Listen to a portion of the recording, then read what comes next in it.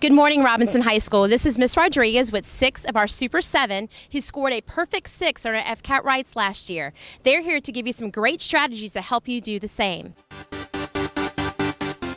Tell me what you did the night before or the morning of or during the FCAT Writes that really helped you push you through in order to get through that essay, finish up, and be successful. So a lot of people think that the FCAT is something to be really apprehensive of. So the night before the test, they just sit at home and they're stressing and then they don't know what to do. The morning of can always be super nerve-wracking before the FCAT, so wake up a little bit earlier than usual. But I suggest to just read a good book, to just sit down, have a nice cup of tea or coffee or anything that you find relaxing. Read something, eat a great breakfast. That way also the FCAT shouldn't be the first thing that you read.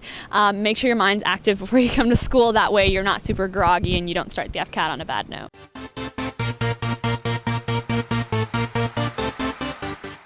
Tell me one strategy that really helped you while you were taking the FCAT Writes you could pass on to someone that's in this situation this year to help them be successful. So when you're deconstructing the prompt for the FCAT Writes, first you want to start off with what they're asking, whether they're asking you to analyze or give an argument or take your side on something, and that's what you need to start with. Pre-write, that is to plan out what you want to say.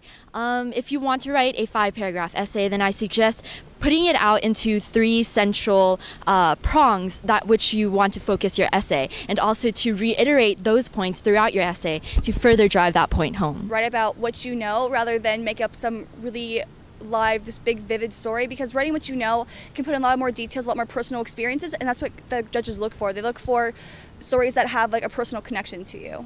But in order to get the perfect score, you have to really add in your own originality, your own ideas, and it's important to just write about something that you're passionate about, otherwise it'll come across as mechanical. Work to bring in relevant, meaningful examples that entice your reader and always drive back to your point.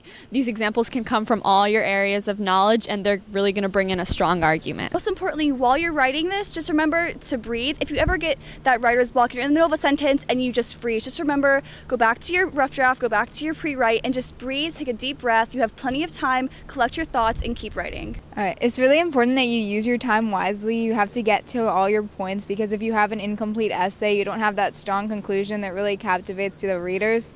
Your essay is going to be lacking in the points that make it a 6 essay. In order to separate yourself from the people that just rush through the essay, or they take too much time and they end up not finishing, you have to be able to use your time in an effective manner so that each one of your paragraphs has the same amount of strength, but especially that you get through to that conclusion that is really what impacts the reader and gives them an impression of the essay as a whole. Once you finish writing, go through and make sure you've answered all parts of your question through your paragraphs. Okay, so when you finish your essay, and if you have time, make sure you go back and proofread and check for spelling mistakes, grammatical mistakes, anything you can, and make sure that you go back to the prompt and see if you've answered every single question that's been asked. Guys, we want you to know that you too can be just as perfect.